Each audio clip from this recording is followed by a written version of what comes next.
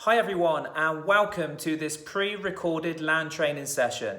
Now this session is vitally important because it balances out our Tuesday and Thursday live land training sessions. What is ahead of you for this video? Well, it's a detailed demonstration and explanation of each exercise you've got ahead for this workout. In the description below, I've put the set lists, the amount of reps you're doing, the amount of time you need to rest. So follow that in the description below. Now, before you start this workout, make sure you warm up. Use the mobility and pulse raising drills that we do on the Tuesday and Thursday live land training sessions. And later in the week, I will post some of the cool down exercises to do after the routine is finished. So stay tuned to this channel and look out for that. Good luck for the workout ahead, and I'll see you soon. Our first exercise is the stick overhead raise. Now for this one, we need a wall and a stick. A regular broomstick will be fine. Now the setup then is to place the tailbone as close to the wall as you can, with your back and your head flush against your wall. Keep the legs nice and straight and take a shoulder width grip on your stick.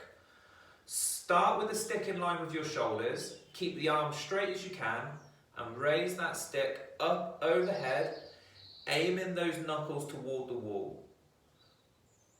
If you can get to the wall, ensure that your ribs are pulled down and your belly button's pulled in. And remember, we want that back completely flush against the wall. Keep those arms nice and straight, keep those legs nice and straight as well. I would now like you to pause the video and perform this first exercise for 15 repetitions. Now you have completed the overhead raise with the stick, I would now like you to move straight to our second exercise called the glute bridge march. Now the setup for this one then is to lie on your back, bringing your heels in close to your backside. Your feet are roughly hip width apart. Maintain the arch in the foot as you drive your hips up toward the ceiling. Now I'd like you to squeeze and engage your glutes. These are your butt muscles here. I would then like you to place the hands onto the side of the hips and hold this position and stabilize. Once you feel you've got your stability, I would then like you to raise your left leg off the ground, and you're going to have to really engage the right side of your body here, especially through the glute. Slowly return the left leg back to the start position, and now take the right leg off the ground. Again, return back to the start position and repeat. Try and breathe out every repetition. And I would now like you to pause the video and perform this exercise for 20 repetitions. Now you've completed the glute bridge march, I would now like you to move immediately to our third exercise called the prone overhead stick raise. Again, for this one, you will need your stick. Now lie on your front into a prone position. It's important to note that the wider the grip on the stick, the easier the exercise. So if you need more of a challenge, bring your hands closer together for this one. Once you're down in your prone position, ensure that the legs are straight and the arms are nice and straight as well. The head is just an inch off the ground, and always look down at the floor as well. Now from here, pull that stick apart in your hands and raise those arms up overhead, keeping those arms as straight as possible. And now slowly lower the stick back to the start position and repeat. I like to hold the breath as I raise the arms because you're trying to create tension throughout the entire body. And now breathe out as you lower the stick back to the ground. I would now like you to pause the video and perform 10 overhead stick raises. Now you have completed the overhead stick raise, you're now going to move straight away to our fourth and final exercise, the side plank with arm raise. Now the setup for this one then is to place your right elbow directly underneath your right shoulder. With the legs straight, you're going to stack the feet on top of each other, and you're going to drive your hips up toward the ceiling.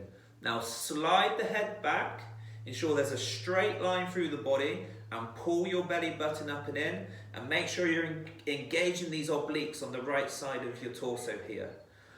We're going to bring the left arm in front as demonstrated here and squeeze those shoulder blades together.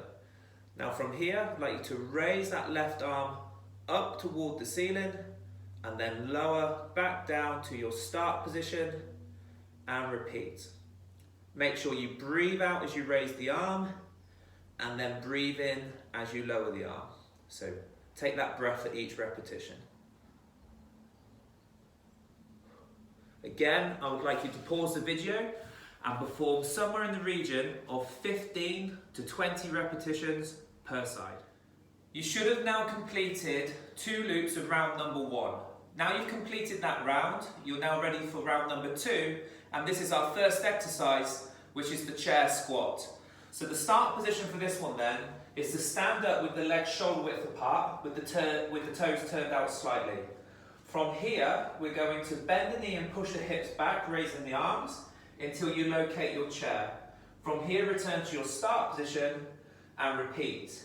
Keep the chin up looking forward and ensure you prise your knees open when you squat because you want to keep the knee aligned over the center of the foot. Once you feel comfortable with the chair squat, I would now like you to try a progression with the tuck jump. So this one here is to squat to the chair and this time jump and tuck those knees up toward the chest. You will then squat again, tuck those knees to chest and repeat. Try and land as soft as you can as you come out of your tuck jump. I'd like you to pause the video and complete the tuck jump or squat with chair for 10 to 15 repetitions. Now you've completed your squats with tuck jumps, we're now ready for exercise number 2, which is the swimmer's reverse fly. Now for this one, you need a stick to place onto your back to ensure that we stay in a neutral spine position.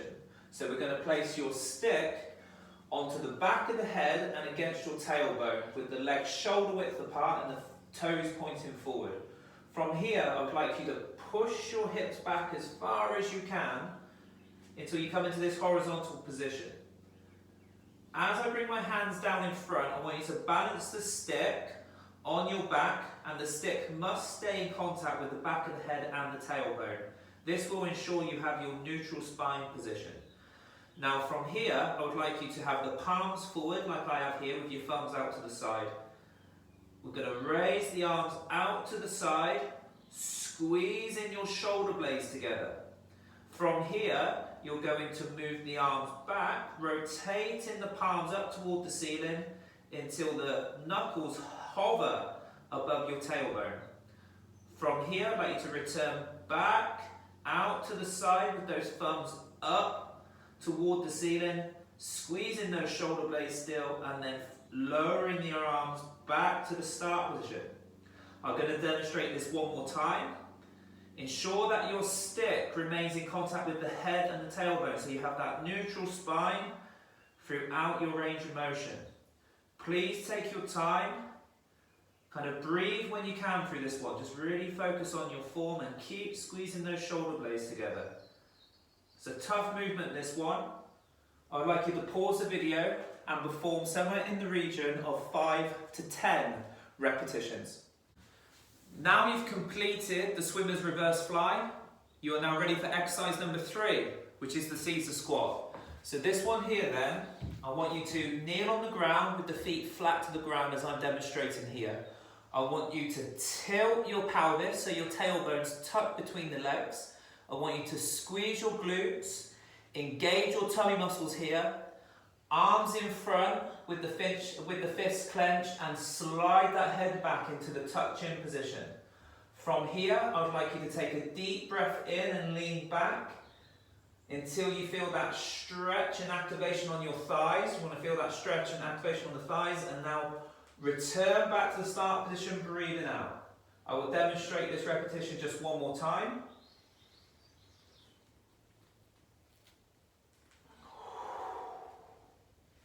I would like you to pause the video and perform 10 Seiza squats. Now you have completed the Seiza squat, we are now ready for our fourth and final exercise for round number 2, which is called the pistol squat. Now I've got this frame here to assist me with this squat position. Most of you guys at home are going to use a door frame instead. So what I would like you to do is place your right foot right into the middle of your frame with your hands just inside the frame for support. Then bring your left leg in front of you as demonstrated, and then bend your knee, pushing your hips back, lowering your hips toward the ground.